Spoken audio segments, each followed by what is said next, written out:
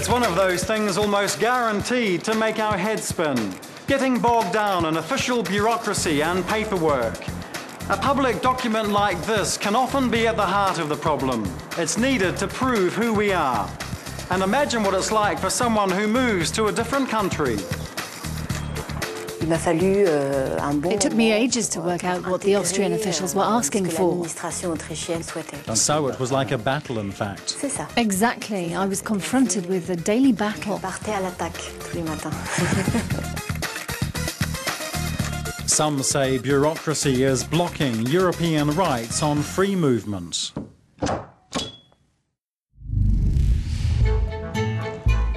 We travelled to Austria to get reaction to new plans to slash the red tape. Brussels is proposing a new regulation aimed at reducing the money, time and energy spent on authenticating official documents used across European borders. This would affect hundreds of thousands of cases involving individuals and businesses. We met a French pilot and his partner who know all about the stress of administrative red tape. They settled in Vienna 5 years ago, but are still not sure they've beaten the paperwork.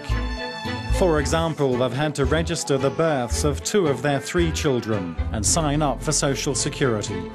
But getting their papers in order as an unmarried couple has been difficult. Every time we do official paperwork, we're not sure if we're doing everything within our rights because we're foreigners, when actually, of course, we have the same rights. But we're not sure, and we don't speak the language well enough to express ourselves. Also, we have the impression that we're a nuisance, either because of the queue behind us, or because the kids are noisy, or because we're not the only ones filling in papers, and we take more time with the officials in front of us. So we end up saying, oh damn, we've annoyed them, we've been a real nuisance. At the end of the day, they're not there for us. Normally, they're there to help Austrian people. It's very unsettling because we realize that if we make a mistake when establishing a civil status document, this will stay with the child throughout his life. So we really try to focus, to understand as precisely as possible what we need to provide in terms of documents, and we totally rely on the officials on the other side of the counter. But we get the impression that even they are a bit lost and not sure about the validity of what they're doing. This plants a seed of doubt and worry, and we wonder, but who should we go to? Who's responsible for these procedures?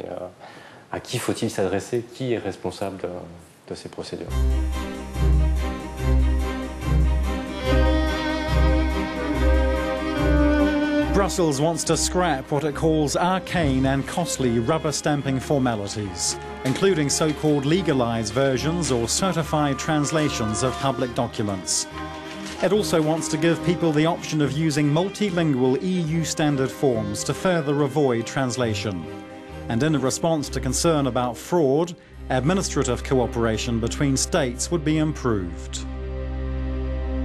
The new European regulation will cover documents in certain areas, including birth, death, marriage, name documents, partnerships, parenthood, adoption papers, residency, citizenship, nationality certificates, but also company details, intellectual property rights and real estate documents.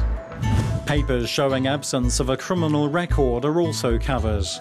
Austria's Pan-Europa movement, the oldest European unification group, took part in a public consultation on the new rules. It welcomes simpler procedures in some areas, but says different standards have to be respected.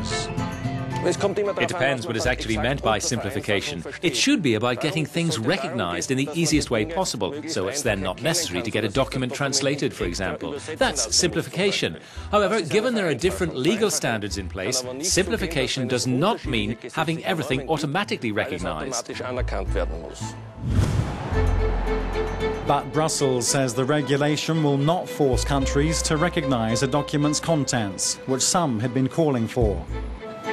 For example, a gay marriage certificate issued in one EU country would not be automatically recognized in other member states. For now, the focus is on reducing the hassle of proving authenticity. The situations we face build up and make us fragile, and that's when we lose our confidence. And when that happens, I no longer know whether what I'm asking for is within my rights. We're always asking ourselves, actually, maybe they're right, it's my fault, I'm a foreigner, what am I doing here? There's no point in me being here. You have to be quite strong to keep confronting this system, the big machine, the administrative steamroller. The new regulation still has to be approved by the European Parliament and Council of Ministers. And for those wondering about the recognition of diplomas and professional qualifications, that comes under the scope of separate EU law.